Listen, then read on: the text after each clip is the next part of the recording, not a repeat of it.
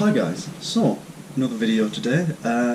This one is making one of my older videos redundant. This was before I became Yorkshire Teas, and so this is going to be a general care guide for Heterometrus species, those being the Asian forest scorpions. I've kept two of these in the past, Lauticus and or Laoticus and Spinifer. My Laoticus was an adult male, and I currently have a juvenile Spinifer. Right, so without any further ado, let's get into it.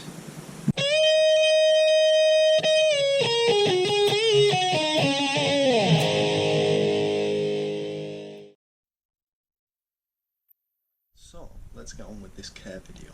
So in this box here, as you already know if you watch my rehousing video, we have my own Heterometrus Spinifer.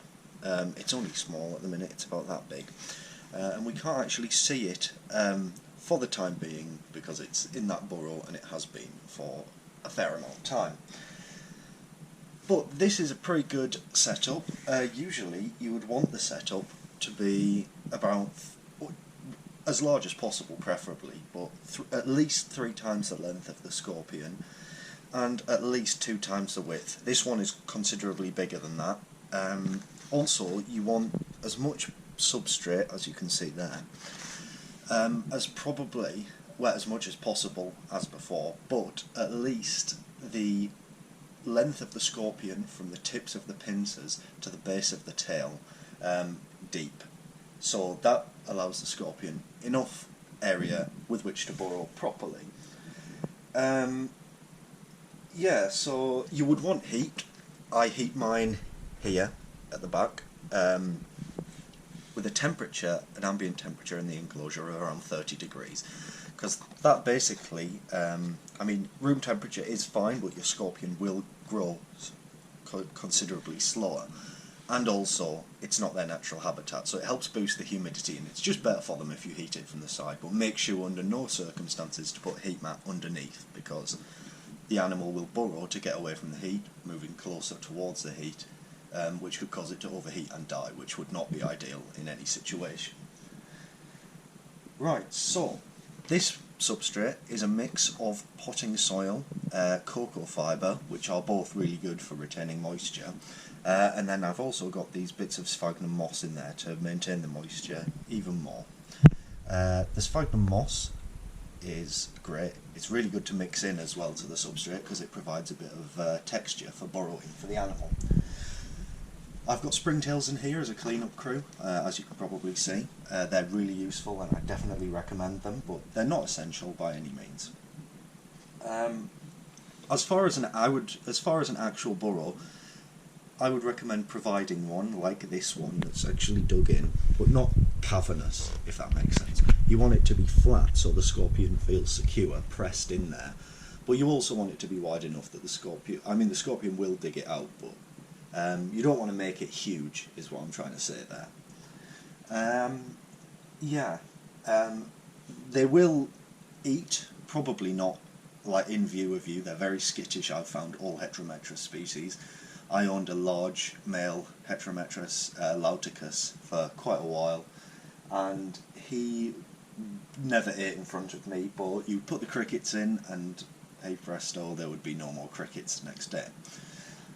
Essentially, they are very skittish, and they will scavenge as well. That's an important thing. So if they rip the prey up in your view and then leave it, they'll probably come back and eat it in my own finding.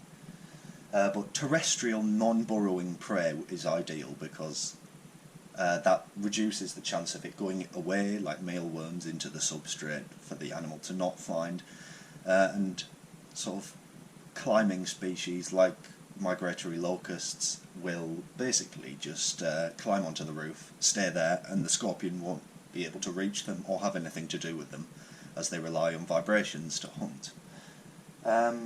So I would recommend one dubia about the size, 3/4 of the size of the body of the scorpion a week. If they refuse the food or it's still there a day later, then I'd remove it and then try again in a few days, because these animals don't tend to eat that much, and especially if they're about to molt, they will not eat. But that also works for crickets, for small scorpions. This one just gets one cricket once a week, because it does not eat that much. It usually refuses food, and I never really see it eat, but because it lives right at the bottom of this burrow. But throughout this, I will intersperse clips of my actual other scorpions, as I feel that would be more useful than staring at this box for however long this video is. Also, under no circumstances is this species communal. That would not be recommended. I know of many people whose species have eaten each other. I've seen 1 or 2 posts about people keeping several together, but those were siblings, I believe. And I just wouldn't recommend it, even though some people do it with emperors, I believe, but I don't really know much about that, so I would recommend solitary housing. So, in conclusion, plenty of burrowing substrate, at least 3 times the length of the animal, 2 times the width. They don't need that much height, because they can't climb. You would want heat, but only from the side. You would not want heat from the bottom. You want very humid surroundings, probably about 75 to 80% humidity. But you also, as you can see here, do want ventilation, because you don't want stagnant air regardless of the animal's disposition towards more humid environments. Provide an actual burrow and sphagnum for the animal to move around safely. And don't feed really large prey items, as they will just get scared, and the prey items do pose a risk if the animal will be feeding. But 1 prey item a week or more if your animal is more hungry and feisty, because it's fine, it's really enjoyable to watch them hunt.